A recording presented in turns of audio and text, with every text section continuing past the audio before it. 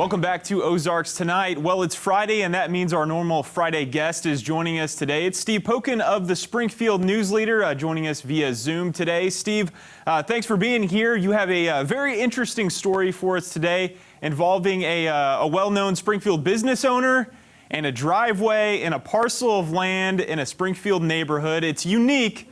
Break it all down for us here. I think it is unique, and I think it's got a lot of odd twists, and it's one of my colleagues, Katie Cole, had a news story about a lawsuit filed this week, and it involved J. Howard Fisk, who is well known in the community. Both he and his wife, Jan's a city councilwoman, as is his son, Barrett, their son, Barrett. They bought a piece of property, actually J. Howard Fisk, through Fisk Properties. He bought it, it's his company, in 2015. And only recently did they try to, they went to the city because they need a driveway to get to the parcel. There's a narrow corridor that comes out on Catella Street. And I read the story and I was kind of curious. So I looked at a map, and it's just like this driveway that they need is like it's the only way to get to the property. And the property is surrounded by houses. And I thought, what an odd situation. There's got to be more to the story about this property. And there is. It's in the Village Green subdivision, and that was built in the 1960s. And everybody who bought a house there thought that this inner 2.7 acres was going to be communal property, like a park shared by the homeowners. And that was the understanding, but apparently it never was put down into the covenants. So all these houses surrounding this green area, this parcel of land that Mr. Fisk bought, were built in the 60s and 70s. And so for like 40, 50 years, this has just been a green area.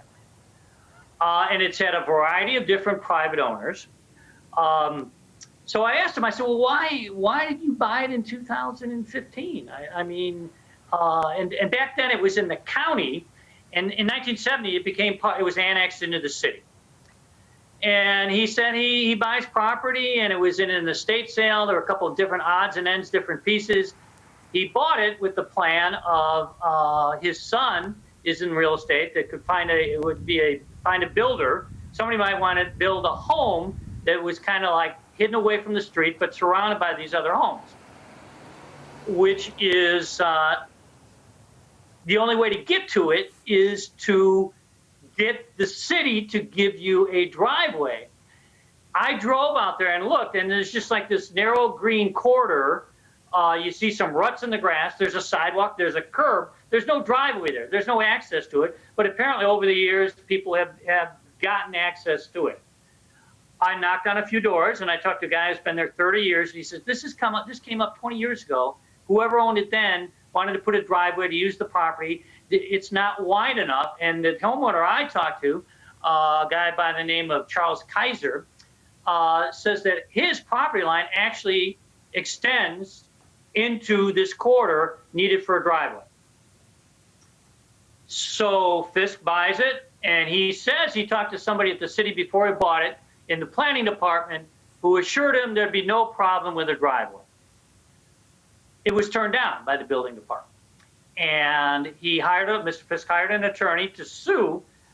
He is saying that there's enough room there.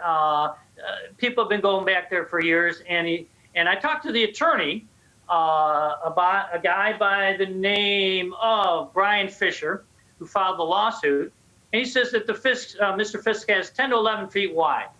I was kind of curious. I went out and measured my driveway. I don't live there. I live in Southern Hills. My driveway is 17 feet wide. And the attorney tells me the issue is, now that it's been in the city, years ago the city passed an ordinance saying your driveway can't be within like 3 to 5 feet of your neighbor's boundary line. This one certainly is. But the lawyer also argues that codes and zoning laws, they can be valid, but an individual property owner can challenge that if he or she can prove that you're basically denying me the right to my property. You make my property useless. So that's why they sue. You know, it's an interesting situation. The attorney says, you know, some of the local residents, they kind of like having it like this green space near their house, and they use it to store their boats, their lawnmowers. And while I was there, one of the property owners let me get into their backyard. I took a picture, and I did in fact see a boat stored there. So the bottom line is that Mr. Fisk bought a piece of property that is in fact zoned residential. So you can't really build a commercial enterprise there. Maybe you could put a church there. But from what I know about the history of the subdivision, that piece of land was never intended initially to be a lot for a house. So there's the conflict and the rub in the story. Yeah, if you look at the satellite images, which we've thrown up on the screen there, you can clearly see that, you know, from the outside, it looks like just a normal neighborhood, and you would almost never know from the street that there's this parcel of land back here. And if you look at where the driveway would go, it doesn't look like it's enough room for a driveway.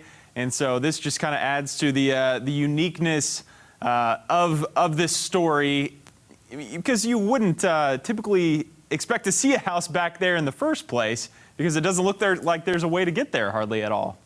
Yeah, and that's the thing, is that I'm sure when that subdivision was built, no one ever expected a house to be there. And in fact, one of the property owners said that part of that driveway, if you look at the original plat, it's a footpath. And at one point they were talking about putting some type of putting green in there for the residents. But lo and behold, that's not what it is today. It is, in fact, zoned residential, but would be a very odd place and a very narrow driveway to get to it. Yeah, just one of those odd things you see come up every once in a while. Steve, when is this story going to be in the News Leader? That will be in Sunday's paper, John. All right. It'll be a good read for folks that are interested. Steve Pokin of the Springfield News Leader, thanks again for joining us on the show today. Oh, you're very welcome. Good talking to you. Good talking to you as well. We'll be back with more Ozarks Tonight right after this.